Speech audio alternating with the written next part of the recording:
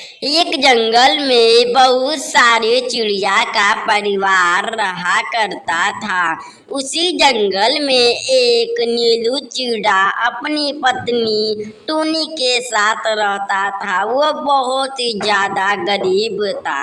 एक दिन उसकी पत्नी उससे बोलती है, अरे नीलू, हमारे घर में कुछ भी खाने को नहीं है, तुम जाओ और कहीं से कुछ खाने को लाओ।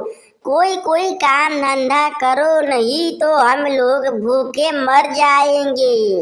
अरे टुनी, कोई काम मुझे मिल नहीं रहा है। मैं सोच रहा हूँ कि दूसरों के काम करने से अच्छा है कि मैं खुद का काम करूँ।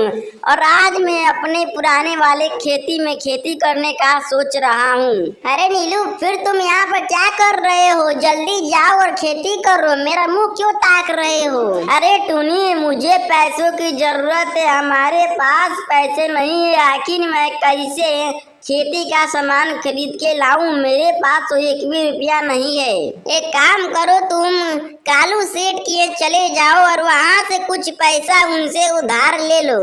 नीलू चिड़ा टूनी चिड़िया की बात को मान लेता है और कालू सेठ के घर के लिए रवाना हो जाता है। और नीलू चिड़ा कालू सेठ के घर पर पहुंच जाता है और उनसे बोलता है, अरे अरे कालू भाई, मुझे जो कि तुमसे 20,000 रुपये चाहिए। मुझे अपना खेती का सामान खरीदना है। तुम मुझे 20,000 रुपये दो और मैं तुमको जल्द से जल्द तुम्हारे 20,000 रुपये लौटा दूंगा। अच्छा ठीक है नीलू चिड़ा, मुझे तुम पर भरोसा है। उल्लू सेठ जाओ और कुछ पैसे लाओ, ये लो 20,000 रुपये। नीलू चिड़ा कालू सेठ से 20,000 रुपया लेकर अपने खेतों में बीज खरीद कर बोने लगता है। और सभी बीज को बोने के बाद नीलू सेठ घर के लिए रवाना हो जाता है और फिर घर आ जाता है। तभी बहुत ही जोरों से बारिश होने लगती है। नीलू चिड़ा बहुत ही ज्यादा डर जाता है और अपनी पत्नी से बोलता है, अरे टुनी, मैं बर्बाद हो गया। ये तो बारिश मेरे सारे खेती को बर्बाद कर देगा।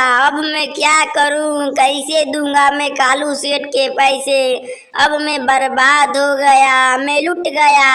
अरे नीलू, तुम क्यों घबरा रहे हो? तुम जाके कल अपने खेत में देखना कि क्या हुआ है। आज ही क्यों टेंशन ले रहे हो? और ये बारिश रुकेगी नहीं लगता है आज। अच्छा ठीक है, मैं कल खेत के लिए रवाना होऊंगा और देखूंगा कि मेरे खेत की क्या कंडीशन है। नीलू चिड़ा रात भर जगा होता है और उसकी पत्नी भी टेंशन के मारे रात भर जगी होती है। जब सुबह होता है तो नीलू चिड़ा जो कि अपने खेतों के लिए रवाना होने का सोचता है, तभी उसकी पत्नी बोलती है, जल्दी जाओ खेत में। और नीलू चिड़ा अपने खेत में आकर देखता है तो उसके खेत में बहुत सारी पानी लगी होती है और वो बहुत ही ज्यादा रोने लगता है।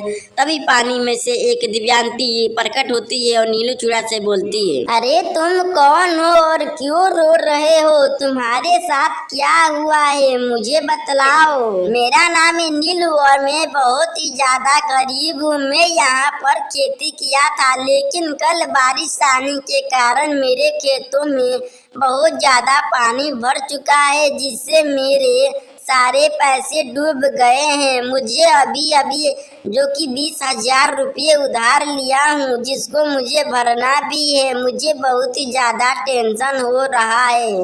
नीलू, मैं तुम्हारे इस मुसीबत का हल अभी कर देती हूँ। मैं तुमको यह जादुई बीज दे रही हूँ, इसको तुम जाके अपने घर के आगे बो देना और इससे जो फल निकलेंगे वह तुम्हारे दुखों को दूर कर देंगे। नीलू चिड़ा उस बीज को ले लेता है और अपने घर के आगे बो देता है।